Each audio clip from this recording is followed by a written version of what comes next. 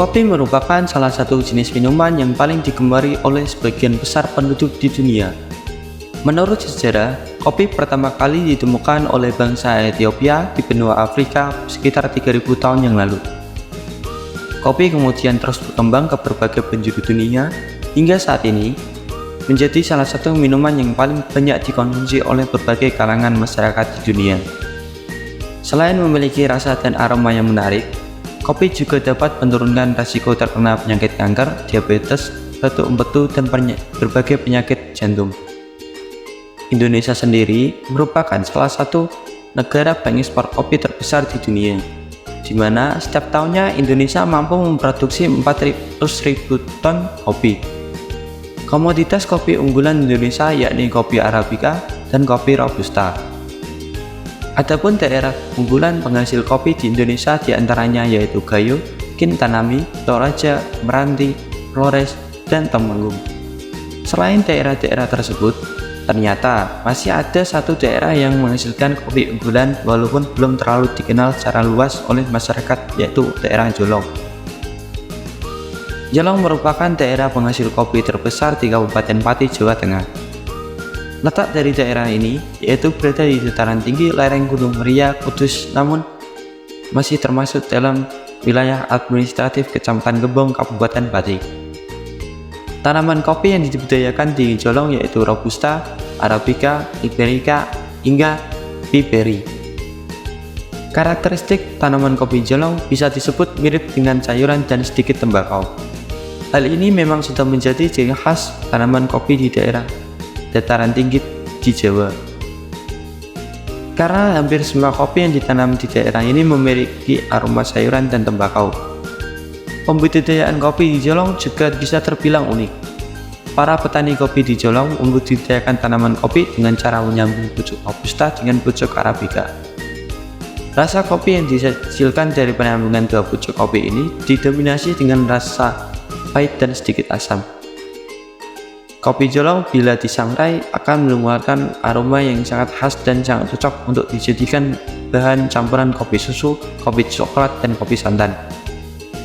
Dalam menyeduh kopi Jolong, sebaiknya menggunakan suhu di atas 90 derajat Celcius, karena hal tersebut dapat menambah keluarnya aroma khas kopi Jolong. Terus bagaimana proses budidaya kopi Jolong dari awal hingga panen?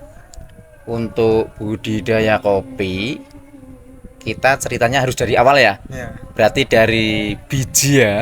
Oke ya. Ya pertama itu kita harus cari lahan ya, lahan yang bagus terutama ya. Terus nomor 2 harus bibit ya, tanah, bibit itu harus kita bisa mengolah supaya bibit kopi lebih bagus. Oke, kita mengolah tanah, nyari tanah yang bagus, kita bibit, terutama kita biji. Untuk jolongnya itu kita tanam dari biji. Ya, kita tanam dari biji. Terus ada pertumbuhan dari hari, bulan, langsung kita cerita dari awal ya. Dari biji kita tanam, terus tumbuh, selang 1-2 bulan tumbuh, tuh ya. Ada daun kecil itu namanya kelopak daun ya. Nah itu baru kita polybag, masuk ke polybag ya. Berarti kita nggak langsung masuk ke lubang, nggak, harus ke polybag dulu, harus lebih bagus ya. Dari bibit kecil itu kita pindah ke polybag gitu. Selang berapa 6 sampai 7 bulan itu kita nggak langsung masuk ke dalam perkebunan ya. Kita harus pelihara, ada penyambungan ya. Lebih bagus kopi itu kita sambung, bukan biji langsung itu jelek. Untuk bibitnya kita cari kopi. Kalau di sini ya, kalau di Jolong sendiri itu kopi di kampung itu namanya kopi buriah, tahu nggak? Nggak tahu. Nah, kita nyari bibit yang kopi buriah kan, kalau di kampung namanya kopi buriah. Nah, ada yang namanya kopi nongko kalau di kampung ya. Nah, itu yang untuk pangkal itu tidak gampang kena penyakit, terus akarnya juga kuat kalau itu. Baru kita stek, kita sambung pakai kopi robusta di sini. Ya, di sini jenis kopinya robusta. Ya, jenis kopi yang dijolong itu kopi robusta. Ya, saat terus sambung udah tumbuh, kita sambung 7, 8, 9 bulan kita pindah ke perkebunan. Untuk di perkebunan sendiri itu kita harus udah mempersiapkan lubang ya. Kita bikin lubang itu kalau di perkebunan lubangnya 60 kali 60. Tahu 60 kali 60? Lebar lubang itu 60, dalemannya 60 cm, bukan 60 meter ya. Ya 60 cm loh ya. 60 cm. Itu terus kita kasih pupuk, kita tutup. Nah, kita tutup baru deh kita masukin bibit yang dari pembibitan itu tadi. Terus apa tantangan utama yang dihadapi oleh para petani di sini dan dalam mempertahankan kualitasnya?